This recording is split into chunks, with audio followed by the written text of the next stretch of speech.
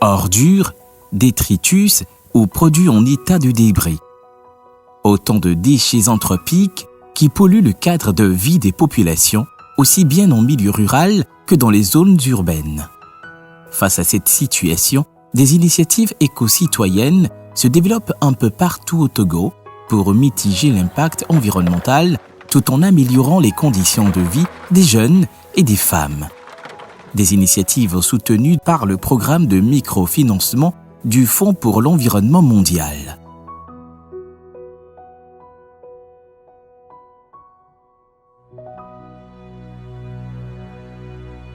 Dans la commune de Tchamba 1, la structure d'appui pour le développement des initiatives locales au Togo, Sadil Togo, a fait de sa priorité la gestion des déchets ménagers.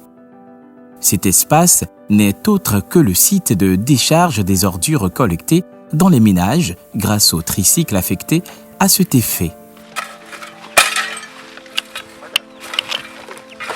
Une équipe de la structure se charge de trier les déchets à travers la séparation minutieuse des plastiques, bouteilles, mais aussi des déchets organiques. Après le tri, les différents détritus sont envoyés vers le poste de recyclage. Les matières organiques, quant à elles, sont traitées de manière à obtenir le compost ainsi que les engrais foliaires. Le projet FEM nous a permis aussi de renforcer les capacités d'abord de nous-mêmes, les acteurs de Sadil, par rapport à cette nouvelle approche qui est la gestion des ordures ménagères et aussi de renforcer des jeunes parce que nous avons pu créer 16 emplois pour les jeunes et les femmes qui nous aident à faire le tri et à faire le compostage. À travers ce projet, nous avons aussi appris à produire les engrais foliaires. Les engrais foliaires, c'est les engrais liquides, bio. La gestion durable des déchets ménagers a permis à Sadil Togo de développer la collecte auprès de plus de 485 ménages et de créer 13 emplois permanents. Les déchets plastiques n'entrant pas dans le processus de compostage sont pour leur part destinés à être recyclés autrement. Une perspective que nourrit la structure. Dans le futur, nous avons pour vision de pouvoir nous équiper pour pouvoir broyer ces plastiques et ces bouteilles en plastique là pour qu'on puisse voir si on peut aussi commencer par recycler ces choses-là. On a à peu près par mois 24 mètres cubes de déchets que nous collectons pour venir déverser. Si le recyclage des déchets plastiques reste une ambition pour Sadil Togo, il demeure une réalité déjà concrétisée ailleurs. C'est le cas ici à l'ONG Stade. Cette organisation qui intervient dans l'assainissement et la gestion des déchets a reçu le soutien du PMF par le biais de renforcement de capacités de production, mais également d'infrastructures. Le FEM nous a appuyés à pouvoir accélérer en fait, les activités qui étaient entamées ici et nous avons pu construire la clôture et mettre en place une machine et mettre en place de l'électricité du forage qui nous a permis de pouvoir amorcer effectivement les activités en 2018 avec une vingtaine d'emplois qu'on avait commencé. En 2021, nous sommes passés d'une vingtaine d'emplois à 35 emplois directs. Un emploi majoritairement féminin présent à tous les niveaux de l'unité de production.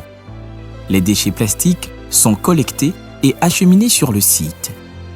Ils sont regroupés en fonction du type de plastique avant de subir un vidage en ce qui concerne les bouteilles usagées.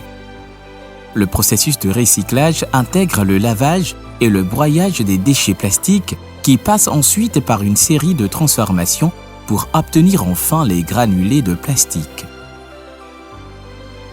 Ce projet de recyclage, en plus d'assainir le cadre de vie, contribue également à améliorer les conditions de vie, surtout des femmes, à travers les dizaines d'emplois créés. Ça permet en premier lieu de réduire le chômage, d'améliorer un tant soit peu la condition, surtout de ces dames qui n'ont pas forcément besoin d'une exigence d'un diplôme spécifié, etc. Ça peut leur permettre d'améliorer un tant soit peu leur quotidien, d'aider surtout à contribuer aux dépenses et aux charges de leur foyer. Si la matière de recyclage de Stade est essentiellement le plastique, c'est à un autre type de déchets que s'attelle la dynamique des volontaires sociaux d'Ivoso.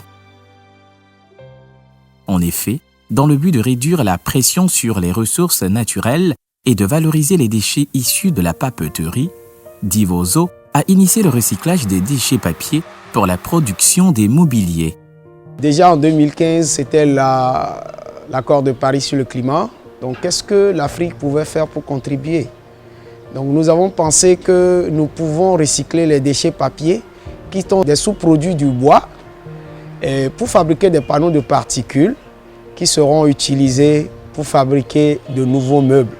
Ce qui réduirait considérablement l'utilisation du bois dans la production des mobiliers. La production de ces panneaux de particules respectueux de la nature repose sur des étapes clés, les unes aussi importantes que les autres. D'abord, nous collectons les déchets papier chez les sociétés, les ménages. Donc, nous les ramenons sur le cycle de recyclage. Donc, il y a des bonnes femmes qui font le tri. Et on met les cartons, les déchets papier de côté. Et après, on fait le broyage. On fait du stockage. Et après, on mélange avec des liants. Et après le malaxage, nous passons au pressoir. Et avec la machine, la presse hydraulique, nous arrivons à sortir des panneaux de particules que nous séchons et qui sont durs comme des bois. En donnant une seconde vie aux déchets papier, Divoso permet ainsi à la population d'accéder à moindre coût à une matière de substitution au bois, de réduire la chaleur dans son utilisation pour le revêtement d'intérieur et surtout d'assainir l'environnement des déchets papier. Toutes ces initiatives de gestion durable des déchets polluants pour la production de compost, de granulés de plastique ou encore de panneaux de particules sont concrétisées grâce à l'accompagnement du programme de microfinancement du Fonds pour l'environnement mondial, mis en œuvre par le Programme des Nations Unies pour le développement avec l'assistance technique du laboratoire de botanique et écologie végétale de l'Université de Lomé.